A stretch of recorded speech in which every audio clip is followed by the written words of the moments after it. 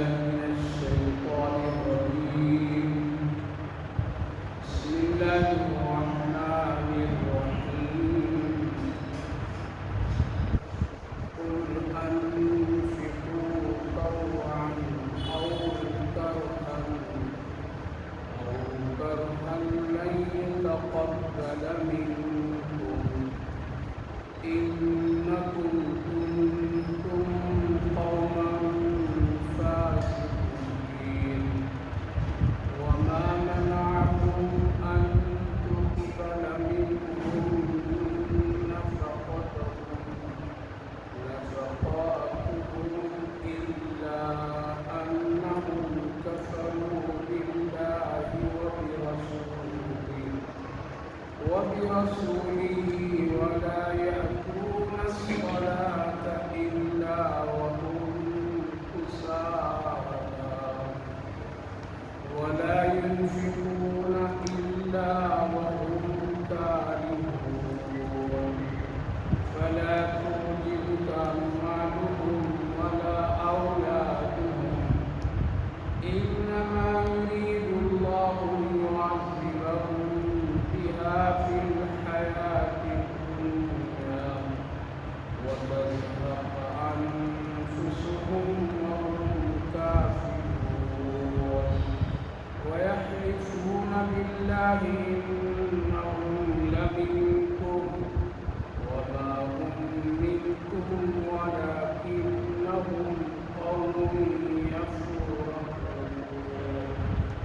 لو يجدون ملجأ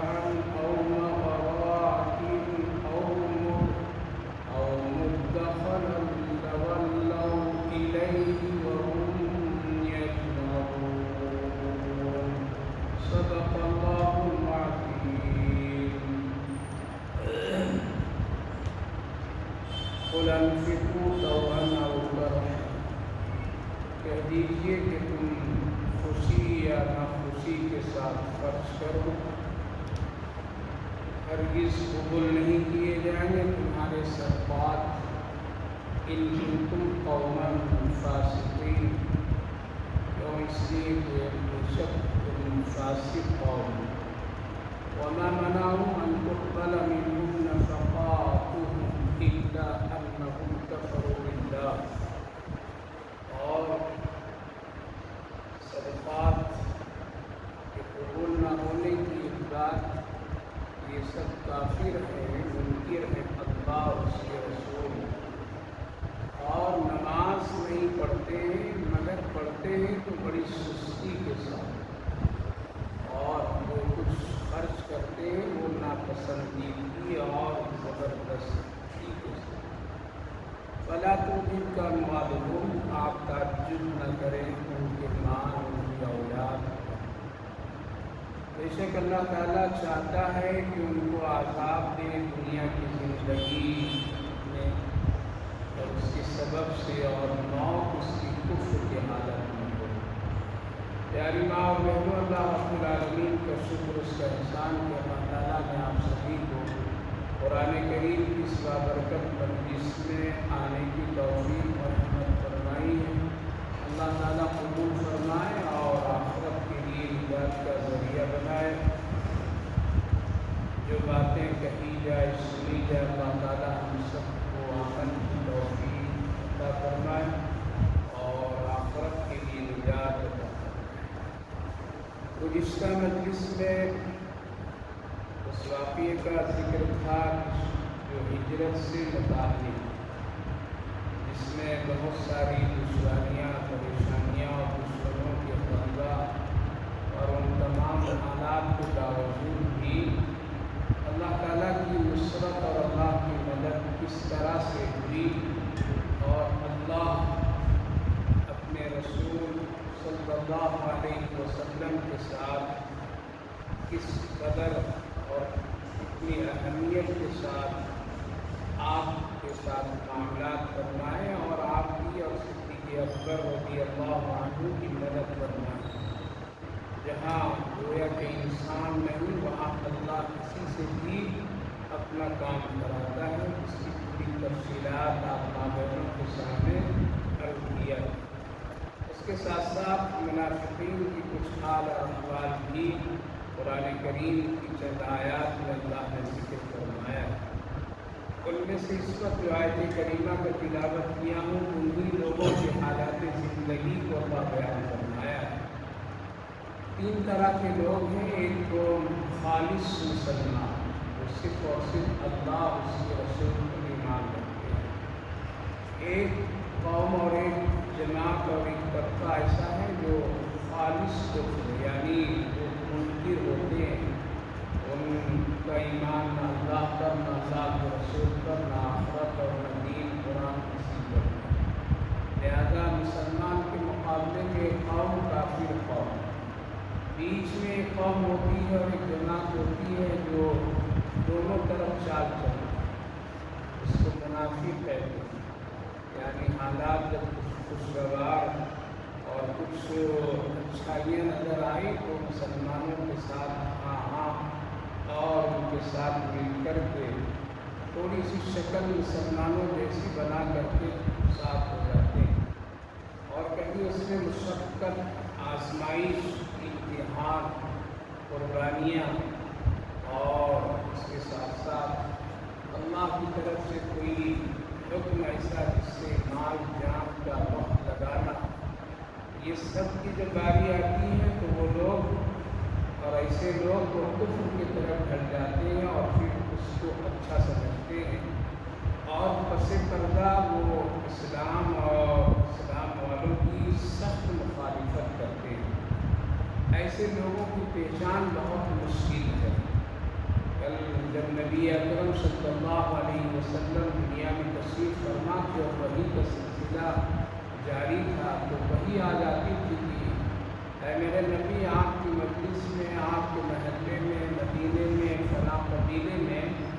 فلاں فلاں لوگ منافق ہیں، آپ ان سے بچتے رہیے۔ لیکن اب وحی کا سلسلہ نہیں ہے، وحی نہیں آتی ہے، کوئی خبر بھی نہیں دے سکتا ہے، اور کسی کے علم میں اتنی گہرائی اور تقوی میں اتنی مضبوطی، معرفت کے مقام پر لوگ نہیں ہوتے ہیں، جس کی وجہ سے پہچاننا بہت مشکل ہوتا ہے۔ اور اگر کسی آثار اور کسی بنیاد پر اگر کسی کو کہہ دیا جائے کہ تمہارا ایمان ٹھیک نہیں ہے، تم منافقوں جیسا چال چلتے ہو، تو وہ کہتا ہے تمہارا کرنے کا حق نہیں ہے، تمہارے دل کی بات، دل کی کیفیت تم نہیں جانتے اور اللہ جانتا ہے۔ تو اس طرح کے حالات میں منافقین کی پہچان بہت مشکل ہو جاتی ہے۔ اسی لیے ہمیشہ اللہ رب العالمین سے اپنی ایمان کی حفاظت، عمل کی حفاظت کے لیے اور ایسے لوگوں سے بچنے کے لیے اللہ کی مدد اور اس کی نصرت چاہیے، اور ہمیشہ اللہ سے دعا کرنی چاہیے۔ کچھ ایسی علامتیں اللہ رب العالمین نے قرآن کریم میں منافقین کا ذکر فرمایا ہے، اگر یہ علامتیں بظاہر معلوم ہو جائے تو اس سے پتہ لگ جاتا ہے کہ یہ خالص پکے سچے مومن مسلمان نہیں ہے، بلکہ اس کے اندر کچھ نہ کچھ نفاق ہے۔ وہ چیزیں یہاں اس آیت کریمہ میں اللہ نے ذکر فرمایا ہے۔ اب یہ دیکھنا ہے کہ کہیں وہ علامتیں اور وہ نشانیاں کہیں ہم لوگوں کے اندر تو نہیں ہیں، اگر ہے تو اس سے اپنی زندگی کو پاک صاف کرنا چاہیے، اگر ہے تو اس سے اپنے آپ کو بچنا چاہیے۔ دوسری بات، اس آیت کریمہ میں جس کی تلاوت کیا ہوں، اس میں اللہ تعالیٰ نے صاف اور واضح طور پر فرمایا تمہارا کوئی بھی عمل ایمان کے بغیر قابل قبول نہیں، چاہے تم کوئی بھی کتنی بڑی کتنی اچھی نیکی کر لو، اگر تیرے پاس ایمان نہیں ہے تو وہ قابل قبول نہیں، چاہے وہ صدقات، خیرات، زکوٰۃ، نماز، روزے اور جو بھی ہو، کتنی بھی نیکی کے راستے اور نیکی کے کام ایمان کے بغیر آخرت میں قابل قبول نہیں ہے۔ ہاں، دنیا میں اس کے کچھ فائدے پہنچتے ہیں۔ جو آدمی ایمان کے بغیر اگر کوئی نیکی کا کام، بھلائی کا کام کرتا ہے تو اللہ اس کا بدلہ دنیا ہی میں ادا کر دیتا ہے، دے دیتا ہے، آخرت میں اس کا کوئی حصہ نہیں۔ اور ہم کو اور آپ کو آخرت چاہیے، ہم کو اور آپ کو آخرت کی کامیابی چاہیے، اس دنیا میں تو ہر ایک آدمی کی زندگی گزر جاتی ہے۔ اگر کسی کے پاس دولت ہے تو اس کی بھی رات گزر جاتی ہے، جس کے پاس دولت نہیں اس کی بھی زندگی گزر جاتی ہے، جس کا گھر ہے اس کی بھی زندگی گزرتی ہے، جس کا گھر نہیں ہے سڑکوں پر بھی وہ سو کے گزار دیتا ہے۔ لہذا دنیا کی زندگی کسی نہ کسی طرح سے گزر جاتی ہے، لیکن آخرت کی زندگی تو ایمان پر ہے۔ اگر ایمان ہے اور ایمان کی دولت ہے اور ایمان ہے تو سارے اعمال وہاں قابل قبول ہوں گے، سارے اعمال وہاں اللہ کی بارگاہ میں محبوب اور مقبول سمجھے جائیں گے۔ لہذا منافقین کے پاس ایمان نہیں تو پھر ان کے کوئی بھی اعمال آخرت میں بھی قبول نہیں ہوں گے۔ تو اللہ تعالیٰ نے فرمایا کہ اگر تم اس دنیا میں خوشی سے یا ناخوشی سے تم کوئی خرچ کرو تو تمہارا یہ خرچ کرنا آخرت کے اعتبار سے قابل قبول نہیں۔ لہذا ایک مسلمان 1 روپیہ ایمان کی حالت میں خرچ کرتا ہے، اور ایک کافر جس کے پاس ایمان نہیں وہ کروڑوں خرچ کرتا ہے۔ تو حدیث اور قرآن کی روشنی سے یہ بات معلوم ہوتی ہے کہ ایمان والے کی 1 روپیہ خرچ کرنا آخرت کے لیے کامیابی ہے، اور دنیا میں ایک کافر اگر کروڑوں اس کے مقابلے میں خرچ کرتا ہے تو آخرت میں اس کا کوئی صلہ اور کوئی بدلہ، کوئی جزا اور کوئی اس کو فائدہ نہیں پہنچنے والا ہے۔ ہاں البتہ دنیا میں اللہ اس کی بھلائی کا بدلہ عطا فرما دیتا ہے۔ تو اللہ تعالیٰ نے فرمایا کہ اگر تم چاہتے نہ چاہتے بھی خرچ کرو اور تیرے پاس ایمان نہیں ہے یا تمہارے دل میں نفاق ہے، صحیح پکے سچے مومن مسلمان نہیں ہو تو تمہارا یہ صدقات خیرات تیری نیکیاں قابل قبول نہیں ہے۔ کیوں؟ اس لیے کہ تمہارے اندر فسق ہے، فجور ہے، گناہ ہے۔ تو اللہ تعالیٰ نے فرمایا کہ ایسے حالات میں تمہاری نیکیاں قبول نہیں کی جائے گی۔ تو میری ماں بہنوں اس سے پتہ چلا کہ ایمان کی حفاظت کرنی چاہیے، ایمان کے ساتھ نیکی کا کام کرنا چاہیے، ایمان کے ساتھ بھی کوئی بھلائی کا کام کرنا چاہیے۔ اسی لیے ایمان کی اہمیت پر زور دی جاتی ہے، ایمان کی محنت پر زور دی جاتی ہے، ایمان کی حفاظت پر محنت کی جاتی ہے۔ لہذا ایمانی ہماری آخرت کا سب سے بڑا ذخیرہ اور سب سے بڑی نعمت، اس کی حفاظت کیجیے اس دنیا میں، ورنہ کہیں شیطان دنیا کی محبت اور دنیا کے حالات سے ہم کو کہیں متاثر کر دے اور پھر ایمان کی کمزوری ہو جائے تو آخرت کے لیے بڑا نقصان۔ دوسری بات، علامت کے طور پر بھی منافقین کی پہچان اللہ رب العالمین نے یہ بتایا ہے۔ بہت ساری علامتیں، ان میں سے ایک علامت یہ ہے کہ منافق آدمی جب نماز پڑھتا ہے تو بڑی سستی کے ساتھ پڑھتا ہے، کاہلی کے ساتھ پڑھتا ہے، دل لگا کر کے نہیں پڑھتا ہے۔ اس کے اندر میں اس کے ارکان، اس کی تمام کیفیتیں نہیں ہوتی ہیں، وہ چاہتے نہ چاہتے بس ایک دکھانے کے لیے نماز پڑھتا ہے، اور اس کے اندر میں نماز پڑھنے میں بڑی کاہلی، سستی، ایسا کوئی زبردستی اس کو پکڑ کر کے لا رہا ہے یا کچھ اپنی عزت بچانے کے لیے وہ نماز پڑھ دیتا ہے۔ ایک علامت تو یہ ہے۔ دوسری علامت یہ، اللہ رب العالمین نے فرمایا کہ جب وہ خرچ کرے گا تب بھی اس کو یہ خرچ کرنا اچھا نہیں لگے گا، اور وہ خوش دلی کے ساتھ نہیں خرچ کرے گا، حق کے ساتھ نہیں خرچ کرے گا۔ یہ 2 علامتیں ہیں منافق ہونے کی، یہ 2 پہچان ہے منافقوں کی، اور بہت ساری منافقوں کی علامتیں پہچان، ان میں سے اللہ کے رسول صلی اللہ علیہ وسلم نے فرمایا کہ فجر اور عشاء کی نماز کا چھوڑنا یہ منافقین کی علامت ہے۔ جو آدمی عشاء کی نماز چھوڑ دیتا ہو، جو آدمی فجر کی نماز نہیں پڑھتا ہو، تو یہ منافقوں کی قسموں میں سے قسم ہے۔ اس لیے مدینہ طیبہ میں لوگ دین میں نماز میں منافقین شریک ہو جاتے تھے، لیکن جب باری آتی تھی عشاء کی تو غائب ہو جاتے تھے، جب باری آتی تھی فجر کی تو وہ لوگ غائب ہو جاتے تھے۔ لہذا عشاء کی نماز نہ پڑھنا اور فجر کی نماز کو چھوڑ دینا یہ پکے سچے مومن مسلمان کی شان نہیں ہے، بلکہ ایک منافق کی پہچان ہے، ایک منافق کی علامت ہے۔ نماز سستی کی حالت میں سست کاہلی کے ساتھ پڑھنا یہ منافق کی پہچان ہے۔ کچھ خرچ کرتا ہے تو بے دل ہو کر کے خرچ کرتا ہے، دل سے خرچ نہیں کرتا ہے، تھوڑا خرچ کرتا ہے، یہ بھی منافق کی پہچان ہے۔ آج اگر ہم ان چیزوں کی اور ان علامتوں کے ڈھونڈیں تو گھر گھر محلے محلے نظر آئیں گے، ہر طبقے میں لوگ نظر آئیں گے، ہر گھر میں لوگ نظر آئیں گے۔ نماز کی سستی تو عام ہے، نماز چھوڑنا تو ایک عام مزاج بنا ہوا ہے، نماز میں کاہلی اور جلدی جلدی اس کو پڑھ لینا یہ ہمارے اور آپ کا رویہ اس وقت ہے۔ اسی لیے اللہ کے رسول صلی اللہ علیہ وسلم نے ارشاد فرمایا جب لوگ نماز مختصر پڑھنے لگے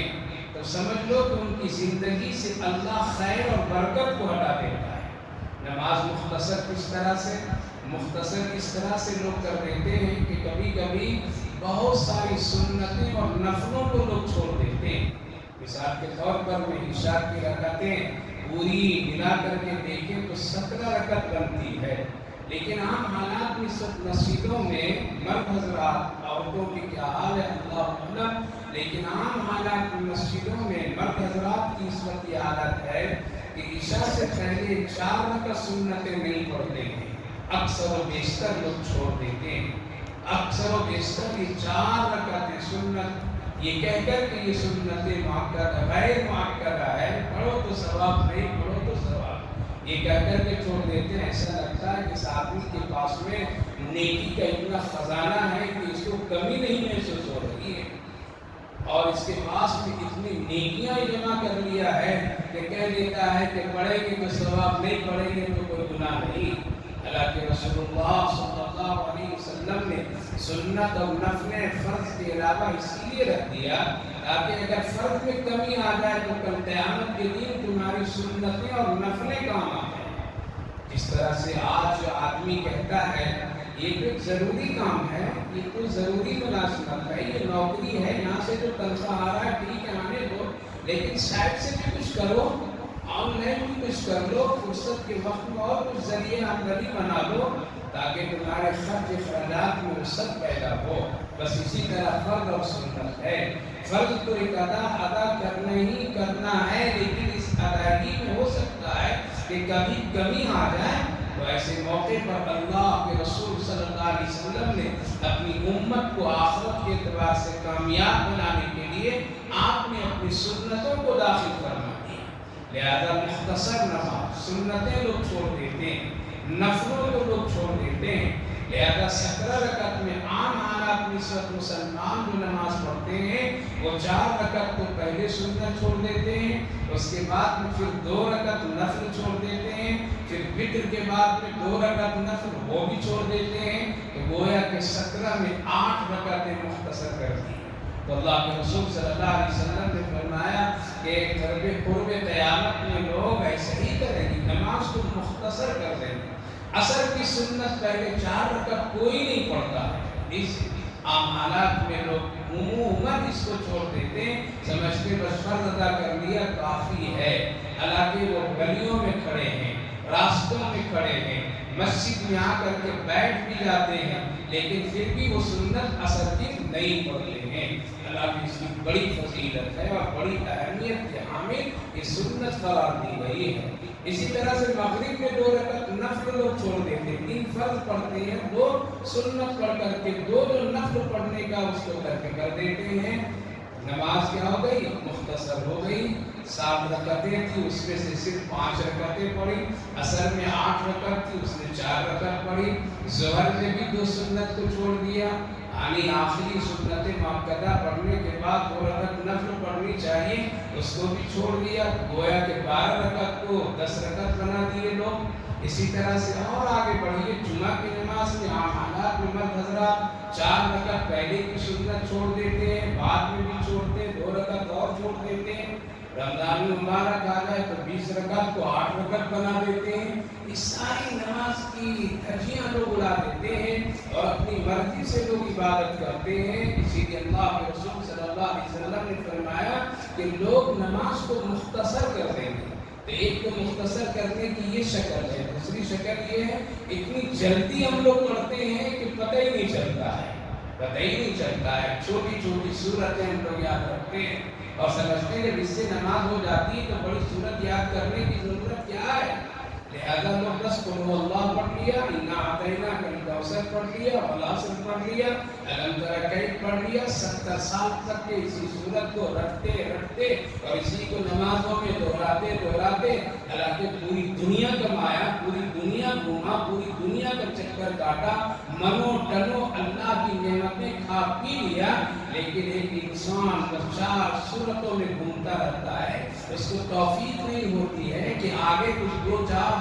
صورتیں ہم یاد کرنا۔ یہی حال ماں بہنوں کے بھی ہے، یہی حال مردوں کے بھی ہے۔ تو نماز ہماری کیا ہوتی؟ مختصر ہو جاتی ہے، ہمارے سجدے چھوٹے ہو جاتے ہیں، ہماری رکوع چھوٹی ہو جاتی ہے، نماز میں قیام چھوٹا ہو جاتا ہے، اسی طرح سے ذکر و اذکار سے غافل۔ لہذا اللہ کے رسول صلی اللہ علیہ وسلم نے ارشاد فرمایا یہ منافقوں کی 2 علامتیں ہیں، ایک تو یہ کہ نماز میں بڑی سستی سے آتے ہیں، بہت ہی کاہلی کے ساتھ وہ پڑھا کرتے ہیں۔ لہذا اگر آج کا کوئی مسلمان اس طرح سے نظر آئے تو آپ کہہ سکتے ہیں کہ یہ کام مومن کی نہیں، مسلمان کی نہیں، مسلمان نمازی کی نہیں ہے، بلکہ یہ منافق کی نماز ہے۔ اور مختصر جب نمازیں کر دی جاتی ہے تو گھر سے خیر برکت روزی رزق نکل جاتی ہے، زندگی سے خیر و برکت نکل جاتی ہے، زندگی کے وقت میں برکتیں ختم ہو جاتی ہے، آدمی بہت ہی پریشان حال رہتا ہے۔ اسی لیے ساری برکتیں رحمتیں اللہ نے اپنی عبادت اور اپنی چیز میں رکھا ہے۔ تو ایک علامت تو یہ ہے کہ نماز بڑی سستی کے ساتھ پڑھتے ہیں، لہذا کبھی بھی سستی کے ساتھ نماز نہیں پڑھنی چاہیے۔ آگے اللہ رب العالمین نے فرمایا منافق کی علامت اور اس کی پہچان یہ ہے وَلَا يُنْفِقُونَ إِلَّا وَهُمْ كَارِهُونَ کہ وہ لوگ جب لوگ خرچ کرتے ہیں تو بالکل پورا نہیں خرچ کرتے، بے دل ہو کر کے خرچ کرتے ہیں، کسی کو دیتے ہیں تو بہت ہی تنگ دستی اور بدنیتی کے ساتھ دیتے ہیں۔ مثلاً ایک مسلمان کو زکوٰۃ 2 لاکھ ادا کرنی حساب و کتاب سے، لیکن وہ صرف 25,000 بانٹ کر کے سمجھتا میں نے پوری زکوٰۃ ادا کر دیا۔ لہذا پوری زکوٰۃ کا ادا نہ کرنا یہ کیا ہے؟ یہ منافقوں کی علامت اور اس کی پہچان ہے۔ اسی لیے آقا کریم صلی اللہ علیہ وسلم نے ایک موقع پر یوں ارشاد فرمایا کہ لوگ قرب قیامت میں لوگ اپنی زکوٰۃ خود کھا جایا کریں گے، اور اس کی کھانے کی شکل یہی ہے کہ پوری زکوٰۃ اور صدقات خیرات وہ لوگ نہیں کریں گے، اپنی زکوٰۃ آدھی دیں گے، آدھی روک کر کے خود کھا جایا کریں گے۔ لہذا یہ بھی ایک منافق کی علامت اور اس کی پہچان ہے۔ تو میری ماں بہنوں، اللہ رب العالمین نے وہی تو بند کر دیا لیکن کچھ علامتیں بتا دیا منافقوں کی۔ اب ہم کو اور آپ کو دیکھنا ہے کہ ہماری زندگی میں اگر نماز سستی کی حالت میں ادا ہوتی ہے تو یہ صحابہ والی نماز نہیں ہے، بلکہ یہ مدینے کی ان منافقوں کی نماز ہے جو لوگ کاہلی اور سستی کے ساتھ پڑھا کرتے تھے۔ تو اللہ تعالیٰ نے فرمایا کہ منافقوں کی پہچان یہ ہے وَلَا يَأْتُونَ الصَّلَاةَ، وہ نماز میں سستی کاہلی کے ساتھ زبردستی آتے ہیں۔ ان میں ایک علامت یہ بھی ہے کہ ایسے گندے سندے اور بہت ہی بوسیدہ کپڑے پر نماز پڑھنا یہ بھی منافق کی ایک پہچان ہے۔ عام طور پر میں مرد حضرات ایسا ہی کام کرتے ہیں، فجر کے وقت میں ایسے کپڑے غلط سلط پہن کر کے چھوٹے موٹے پہن کر کے آ جاتے ہیں، جس کپڑے پر رات بھر سویا، رات گزارا اور جس کو نائٹ ڈریس کہتے ہیں اس پر ہی نماز پڑھنے کے لیے آ گیا۔ اللہ کی عبادت اچھے کپڑوں میں پہن کر کے اس کو کرنا نصیب نہیں ہوا۔ یہ بھی ایک منافق کی ایک علامت ہے کہ وہ اللہ کی عبادت کرتا ہے تو ڈھنگ سے نہیں کرتا ہے۔ لہذا جب بھی نماز پڑھیے تو اچھے کپڑوں میں پڑھیے، اچھے لباس میں پڑھا کیجیے تاکہ اللہ کی دربار اور اس کی شان کا پورا خیال اور اہمیت اور اہتمام بنے۔ آگے اللہ نے فرمایا فَلَا تُعْجِبْكَ أَمْوَالُهُمْ وَلَا أَوْلَادُهُمْ إِنَّمَا يُرِيدُ اللَّهُ لِيُعَذِّبَهُم بِهَا فِي الْحَيَاةِ الدُّنْيَا وَتَزْهَقَ أَنفُسُهُمْ وَهُمْ كَافِرُونَ۔ اس دنیا میں اس وقت میں 2 طرح کی حالات ہیں میری ماں بہنوں، ایک طرف امیری ہے اور ایک طرف غریبی ہے، ایک طرف بڑے چمک دمک کی زندگی گزارنے والے لوگ بھی ہیں اور ایک طرف بڑی سیدھی سادی زندگی گزارنے والے لوگوں کی بھی ہے۔ ایک طرف بڑے فیشن پرستی کے دل دادا لوگ بھی ہیں، تو ایک طرف بہت ہی سنت کے مطابق سیدھی سادی اپنی اسلامی طرز پر زندگی گزارنے والے لوگوں کی بھی ہے۔ کبھی کبھی ایسے لوگ جو غریب طبقے کے لوگ ہوتے ہیں، جن کے پاس میں دنیا کی وسعتیں نہیں ہوتی ہے، جن کے پاس دنیا کی زندگی برتنے اور گزارنے کے لیے بہت زیادہ عیش اور عسرت کے سامان نہیں ہوتے ہیں، تو ان لوگوں کو کبھی کبھی احساس ہوتا ہے ان کافروں کے پاس کیسے ہے، ان لوگوں کے پاس کیسے ہے، اتنی دولت، ان کی اولاد اتنی ترقی یافتہ کیسی ہے، ان کی دکان مکان تجارتیں اتنی شاندار کیوں ہیں، ان کی محافل یعنی محفلیں مجلسیں اتنا رونق بارونق کیوں ہے، ہمارے پاس کچھ بھی نہیں ہے، بس ایک ہی رٹ ہے ایمان ایمان، باقی تو کچھ بھی نہیں ہے۔ کبھی کبھی ایسا احساس مسلمانوں کے دلوں میں شیطان کبھی کبھی ڈالا کرتا ہے تاکہ یہ پھر جائے، یہ مرتد ہو جائے اور یہ کسی طرح سے اسلام سے دور ہو جائے۔ اور آج یہ نقشہ بالکل کھلی ہوئی کتاب کی طرح ہے، کھلا ہوا روشن ہے کہ آج مسلمان کا ایک بہت بڑا طبقہ، مرد ہو یا عورت ہو، جوان ہو یا بوڑھا ہو، اسی لالت، اسی حرص پن کی وجہ سے وہ ایمان اور اسلام کی ناقدری کر کے کبھی غیر مذہبوں کو اپنا لے رہے ہیں۔ خصوصاً اس طرح کے پڑھے لکھے لوگ آج کر رہے ہیں، غریب تو کم ہے لیکن پڑھے لکھے لوگ زیادہ کر رہے ہیں، لہذا وہ خیال نہیں رکھتے ہیں دنیا کے بنانے کے لیے، دنیا کو سنوارنے کے لیے، اچھی رنگ و برنگ زندگی گزارنے کے لیے۔ آج تو حالات ایسے ہیں کہ اپنے جسم کا بھی خیال لوگ نہیں رکھتے، عزت و آبرو کا بھی خیال نہیں رکھتے، تن من دھن کو بیچ دیتے ہیں صرف دنیا کی چٹک مٹک اور اس کی بارونق زندگی اختیار کرنے کے لیے۔ دیکھ لیجیے کالجوں میں پڑھنے والی لڑکیاں مرتد ہو جا رہی ہیں، غیروں کے ہاتھوں میں چلی جا رہی ہے۔ اس کی وجہ کیا ہے؟ اس کی ایک ہی وجہ یہ ہے کہ وہ آخرت سے غافل ہے، ان کے پاس ایمان اور اسلام کی اہمیت نہیں ہے، وہ دنیا کی چٹک مٹک اور دنیا کے دل فریب لوگوں کے ساتھ زندگی گزارنا چاہتی ہے، اسی لیے ان کے لیے یہ آج حالات بنے ہوئے ہیں۔ تو میری ماں بہنوں، دو طرح کی دنیا میں لوگ اس وقت میں لوگ ہیں، لہذا اللہ رب العالمین نے فرمایا فَلَا تُعْجِبْكَ أَمْوَالُهُمْ، ان لوگوں کے پاس جن کے پاس مال و دولت، جن کی اولاد بڑی ترقی یافتہ ہے، ان کو دیکھ کر کے اے ایمان والو اور اے میرے محبوب صلی اللہ علیہ وسلم، کہیں آپ کو تعجب نہ لگے کہ ان کے پاس کیسے ہے، ان کے پاس تو ایمان بھی نہیں ہے، اللہ کو بھی نہیں مانتے، ہم تو نماز بھی پڑھتے ہیں، ہم تو دین کا کام بھی کرتے ہیں، قرآن بھی پڑھتے ہیں، سب کچھ کرتے ہیں، لیکن میرے پاس دنیا نہیں، ان کے پاس دنیا کیوں ہے، ان کے بیٹے بچے بچیاں اتنی ترقی یافتہ کیوں ہے، ان کا کھانا پینا شاندار کیوں ہے، ان کی تجارتیں اتنی عمدہ کیوں ہے، یہ دنیا میں کیسے چکر گھومتے پھرتے رہتے ہیں آزادی کے ساتھ۔ لہذا یہ ہے آج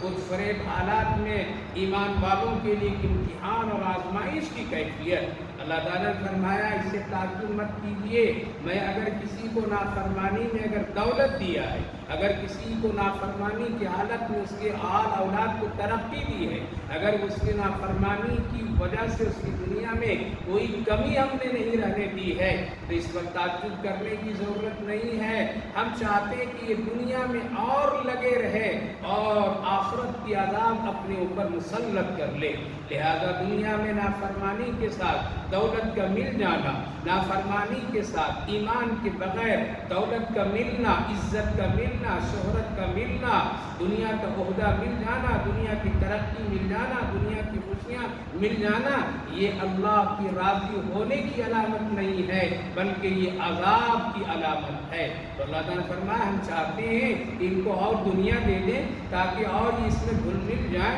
اور اس کے پیچھے پڑ جائیں، اور پھر جب اس کی موت آئے گی وَتَذْهَقَ أَنفُسُهُمْ وَهُمْ كَافِرُونَ، اور پھر یہ کفر کی حالت میں مرے تاکہ ان کے اوپر جہنم واجب ہو جائے۔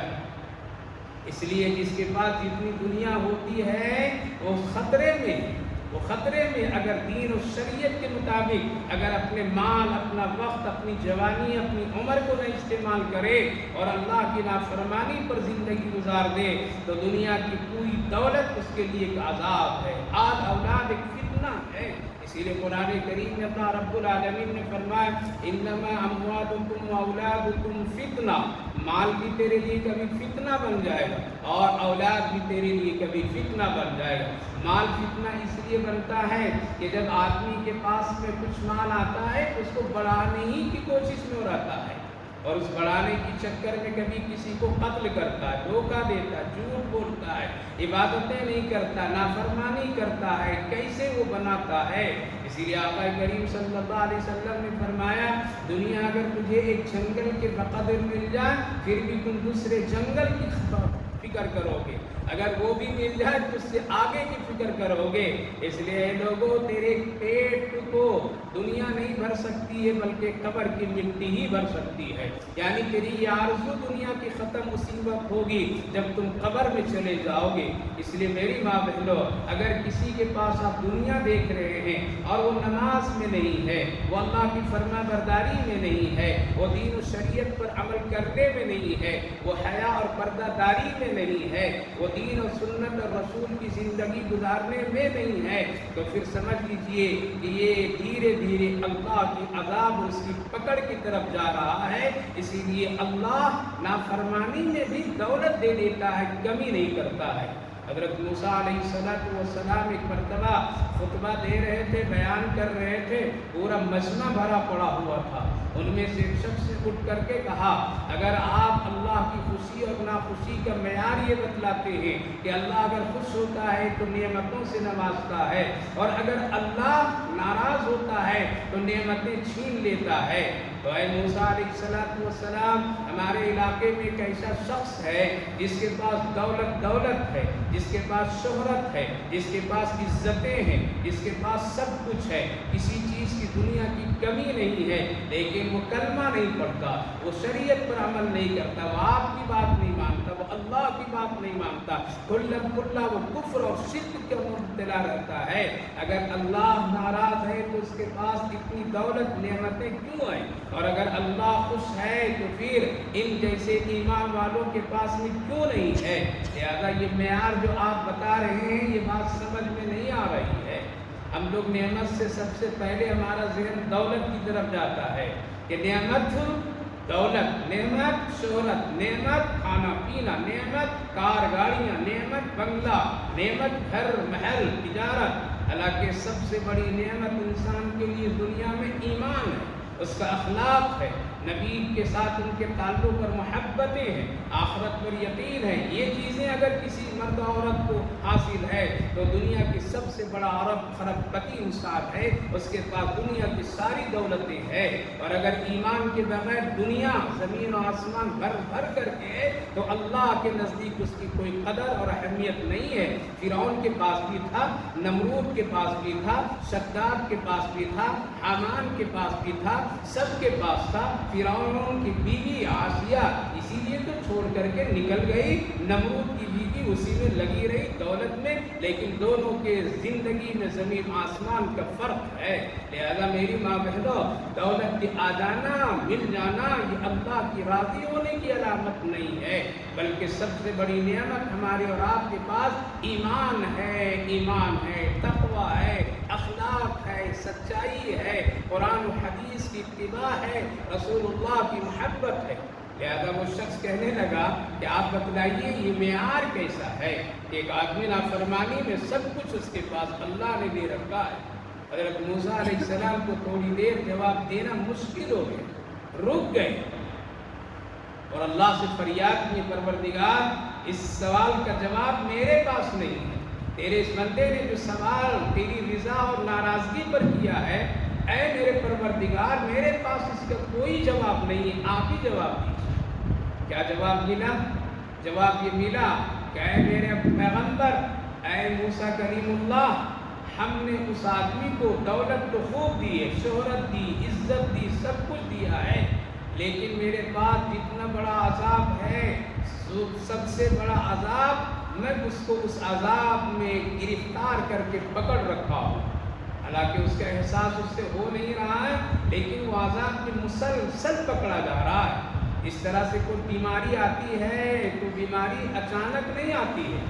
دھیرے دھیرے آتی ہے اور پاؤں سے شروع ہو کر کے سر اور دماغ تک پہنچ جاتی ہے۔ دماغ سے شروع ہو کر کے پورے جسم کو گھیر لیتی ہے۔ اسی طرح سے میں نے اس کو ایک بڑے عذاب میں مبتلا کر دیا ہے، اس کو اس کا احساس نہیں ہے، یہ دنیا تو چھوٹ جائے گی، یہ دنیا تو رہ جائے گی۔ حضرت موسیٰ علیہ السلام نے پوچھا پروردگار کون سا بڑا عذاب ہے؟ یہ تو بڑا خوش ہے، چلتا پھرتا ہے، صحت مند ہے، کھاتا پیتا ہے، خوشیوں میں زندگی گزار رہا ہے، تو کوئی عذاب تو نظر ہی نہیں آ رہا۔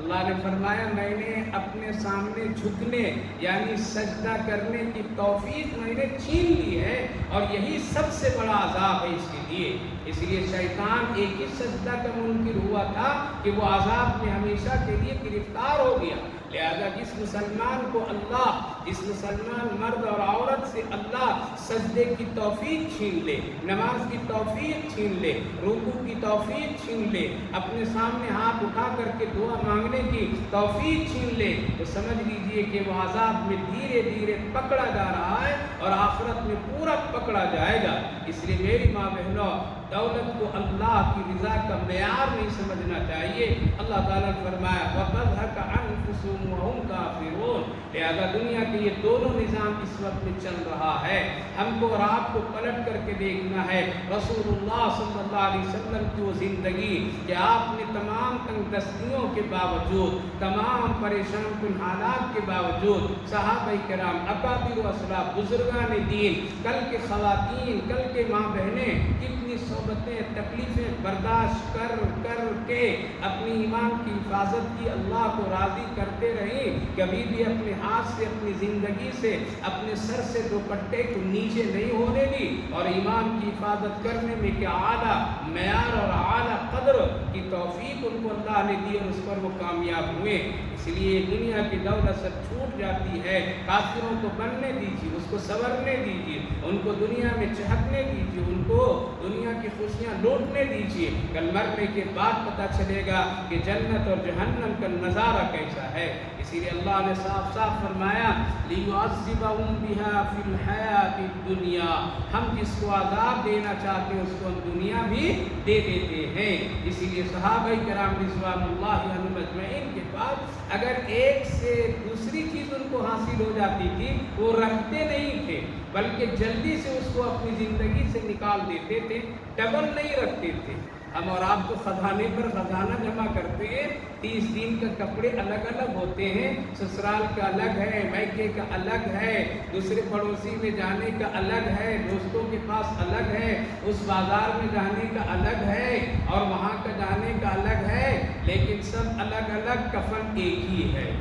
کفن ایک ہی ہے، اس کا رنگ نہیں بدلتا، اس کی کیفیت نہیں بدلتی، اس کا برانڈ نہیں بدلتا، اس سے سلائی نہیں کی جاتی ہے، لہذا کفن کا رنگ ایک ہے۔ یہاں کتنے بھی بنا لیجیے، کتنے بھی بدل لیجیے، لیکن کفن کا رنگ ایک ہی ہوگا، اور ایک ہی طرز زندگی کا گھر ہوگا، اور وہ قبر امیروں کا بھی وہی، غریبوں کا بھی وہی صلاۃ، وہی نماز جنازہ۔ آج کوئی مسئلہ نہیں بنا سکتا کہ یہ بڑی مالدار عورت ہے، اس کے جنازے 2 مرتبہ پڑھ لیا جائے، یہ مالدار عورت ہے، یہ بہت ہی بڑی گھرانے کی ہے، لہذا 4 تکبیر کے بجائے 6 تکبیر لگا دی جائے۔ نہیں، شریعت نے، اللہ نے برابری کا حکم رکھ دیا ہے، لہذا یہ دنیا کی چمک دمک فریب میں آ کر کے اللہ کو مت بھولیے، ورنہ آخرت میں بڑا نقصان اور خسارہ اٹھانا پڑے گا۔ اللہ صاحب فرما دیا لو یجدون مرجعا او مغرات او مدخلا لولوا الیہ وهم یجمعون۔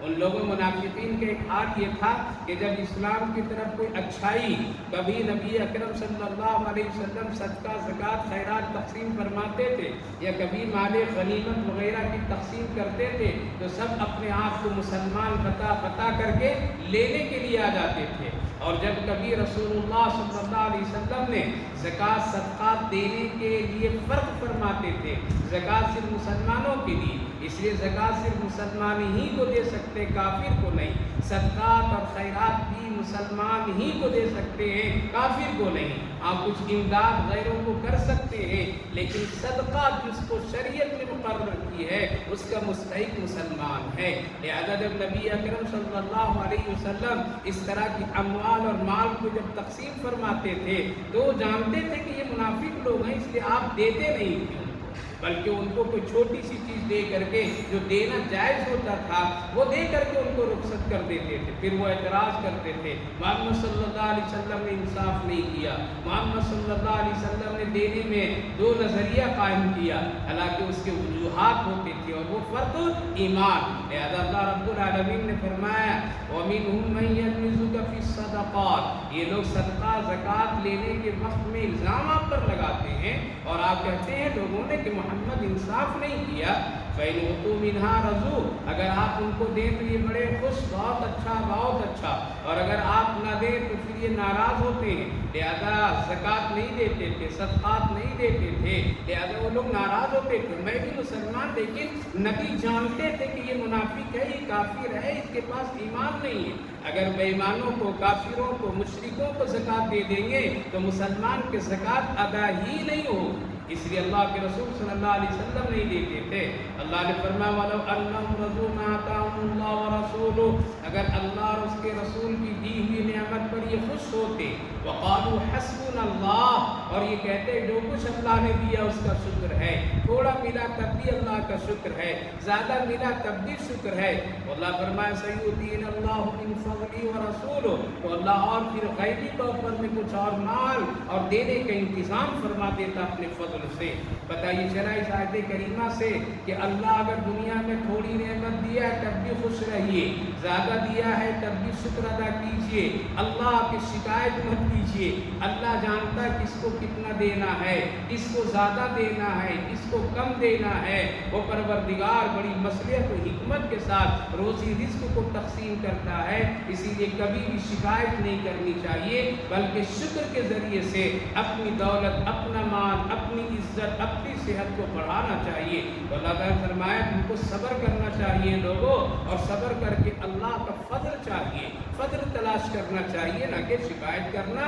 اِنَّا إِلَى اللَّهِ رَاغِبُونَ، آخری آیت إِنَّمَا الصَّدَقَاتُ لِلْفُقَرَاءِ وَالْمَسَاكِينِ وَالْعَامِلِينَ، یعنی یہ صدقہ اور زکوٰۃ جو فرق کیا گیا ہے کہ مسلمان ہی کو زکوٰۃ دی جا سکتی ہے، مسلمان ہی کو صدقہ، فطر، صدقے وغیرہ دیے جا سکتے ہیں، کافر کو نہیں۔ تو اللہ تعالیٰ نے یہ چند لوگوں کا نام بتایا کون کون لینے کے مستحق ہیں، سارے لوگ نہیں۔ انما الصدقات للفقراء، صدقہ یعنی زکوٰۃ فقیروں کو دو۔ فقیر کس کو کہتے ہیں؟ جس کے پاس صرف ایک دن کا خرچ ہو، وہ فقیر۔ آج کا فقیر تو دینے والے سے بھی زیادہ معاملہ ہے، ان کے پاس اتنا ہے کہ جو دے رہا ہے بندہ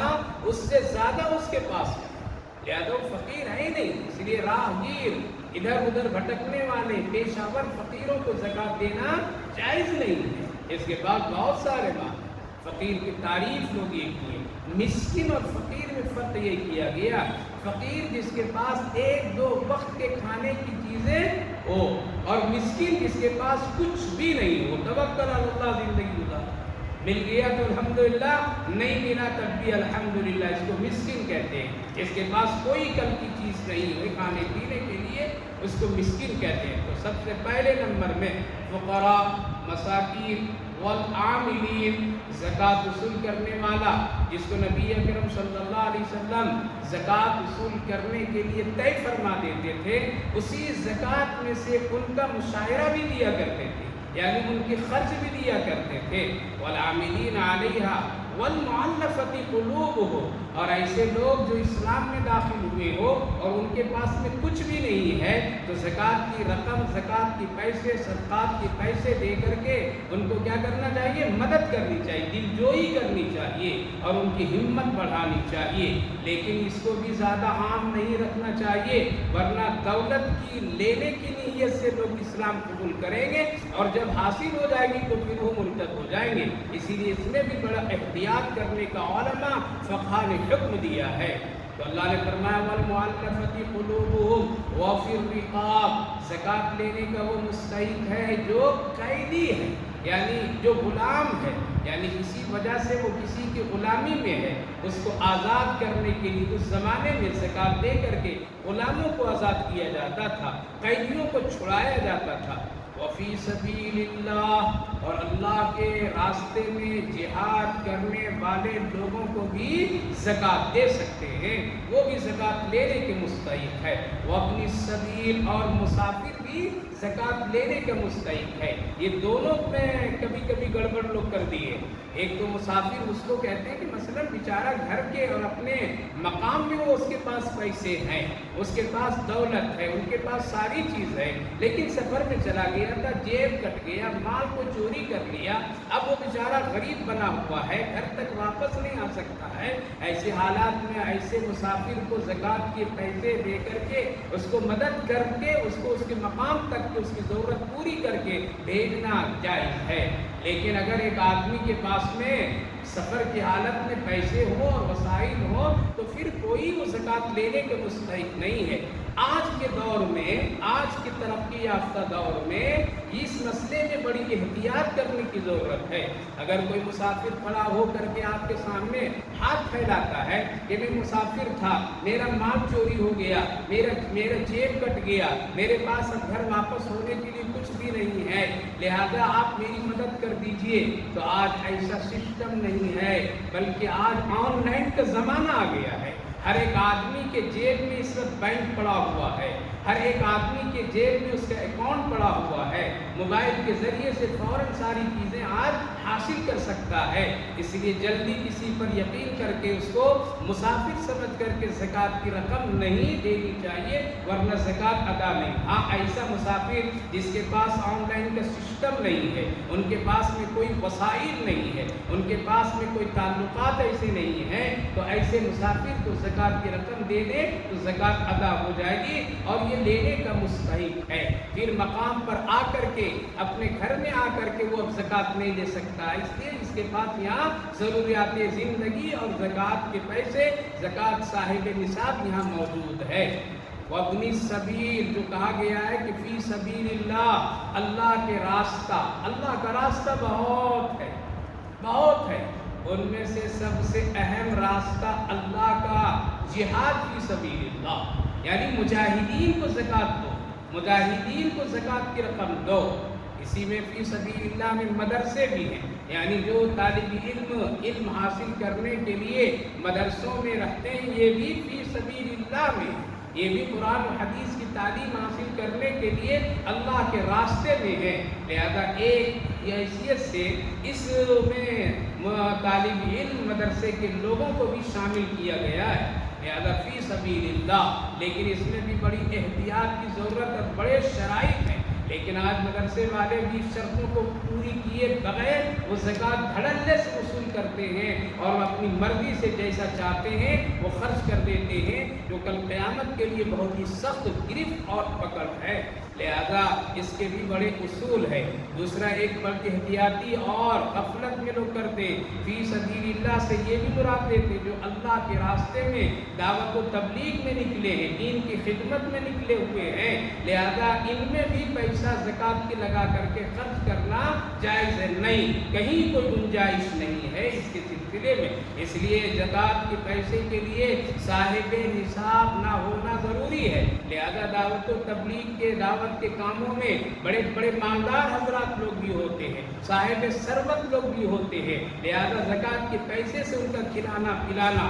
اور اس کا کسی طرح سے انتظام کرنا یہ جائز نہیں ہے۔ لیکن آج لوگ فی سبیل اللہ کو شامل کر کے یہ غفلت آج کر رہے ہیں، اور ایک بہت بڑا طبقہ دعوت و تبلیغ میں کام کرنے والے لوگ یہ سمجھتے ہیں فی سبیل اللہ میں ہم لگا دیں گے، یعنی اجتماع میں لگا دیں گے، تبلیغ حضرات کے دعوت کھانے پینے میں لگا دیں گے، اس کی کچھ سواری میں لگا دیں گے، زکوٰۃ ہماری ادا ہو جائے گی۔ حضرت امام ابو حنیفہ علیہ رحمہ اور تمام فقہائے کرام اور تمام علماء کا اس پر اتفاق ہے، اس سے زکوٰۃ ادا نہیں ہوگی، یہاں یہ مصرف نہیں ہے، لہذا بہت احتیاط کرنے کی ضرورت ہے۔ قرآن اٹھائیے، قرآن پڑھیے، تفسیر کی کتابیں پڑھیے، زیادہ بھاری بھرکم کتابیں، عربی کی کتاب نہیں بتا رہا ہوں بلکہ معرف القرآن اردو زبان کی بہترین تفسیر کی کتاب ہے، جس کو حضرت مفتی شفیع صاحب علیہ الرحمہ بہت ہی مدلل انداز میں ان تمام پہلوؤں پر روشنی ڈالے ہوئے ہیں۔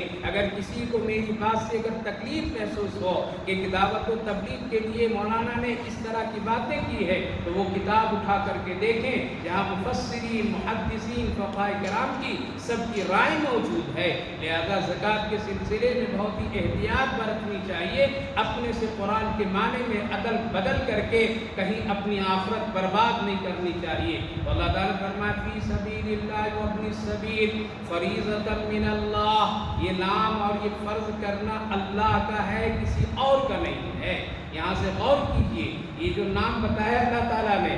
مسکین کو دو، فقیر کو دو، زکوٰۃ وصول کرنے والے کو دو، اور اسلام میں داخل ہونے والے کو دو، اور غلام کو دو، قیدیوں کو دو، مسافر کو دو، فی سبیل اللہ جہاد کے راستے میں کام خدمت کرنے والوں کو دو، مدرسے والوں کو دو۔ یہ نام اور یہ کام اللہ خود بتایا، رسول اللہ نہیں بتایا۔